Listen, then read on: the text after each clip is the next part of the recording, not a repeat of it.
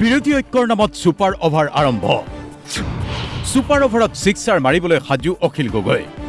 হয়, বিগত সময়ছোৱাত বিৰোধী ঐক্যৰ নামত ভালেমান আপুনি প্ৰস্তুতি মেচ দেখিলে, অৰ্থাৎ অনুশীলনৰ মেচ।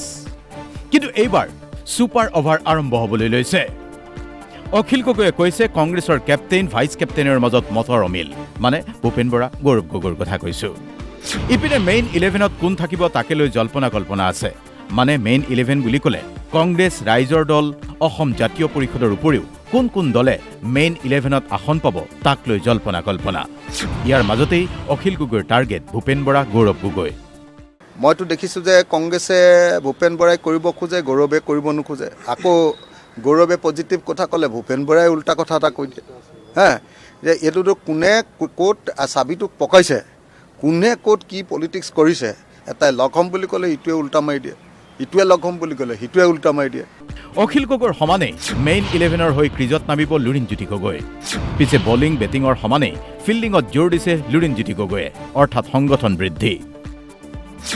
বলিং, বেটিং, ফিল্ডিং অৰ্থাৎ আসন সমষ্টিক লৈ চৰ্ত দিয়া নাই লুৰিণজ্যোতি গগৈয়ে। কিন্তু অখিল গগৈ চৰ্ত সাপেক্ষ বুজা পৰাৰ পক্ষত। অখিল গগৈয়ে বলিং, বেটিং, ফিল্ডিং সমানেই কৰিবলৈ সাজু হৈছে। প্ৰয়োজনত ফ্ৰেণ্ডলি মেচ খেলিবলৈও সাজু অখিল গগৈ। ফ্ৰেণ্ডলি মেচ মানে বন্ধুত্বপূৰ্ণ প্ৰতিদ্বন্দ্বিতা, এনে কথা ইতিমধ্যেই অখিল গগৈয়ে কৈ থৈছে। পিছে 26ৰ ফাইনেল মেচৰ পূৰ্বেই কেপ্টেইন পদক লৈ অনিশ্চয়তা আছে কংগ্ৰেছত।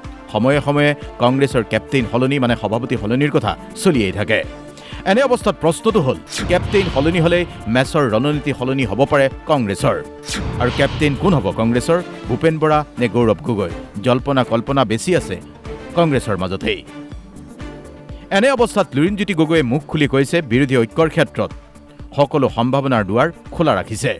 নীতিগতভাৱে প্ৰথম ঐক্যবদ্ধ হ'ব লাগিব, ইজনে সিজনক সমালোচনা নকৰিব লাগিব। আজি যিহেতু বিজেপিক পৰাভূত কৰিব লাগে, পৰাভূত কৰাৰ স্বাৰ্থত অলপ সময় 26ৰ নিৰ্বাচনলৈকে আমি যাতে বিৰোধীৰ যিসমূহ দল আছোঁ আমাৰ মাজত যাতে মানে পাৰস্পৰিক ভুল বুজাবুজি নহয়, সংঘাতপূৰ্ণ পৰিৱেশ যাতে নহয়, সংযমী হৈ প্ৰথম আমি এক হ'ব লাগিব।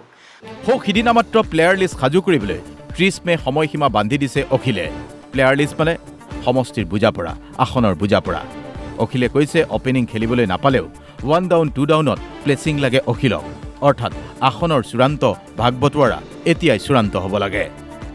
এনে অৱস্থাত বিৰোধী ঐক্যৰ ছুপাৰ আৱাৰ আৰম্ভ হ'লেও বিৰোধী ঐক্যৰ মেইন 11 হিচাপে কোন কোন ক্ৰিকেটাৰ অথবা খেলুৱৈক পচন্দ কৰিব সেই লৈ এতিয়াও অনিশ্চয়তা আছে।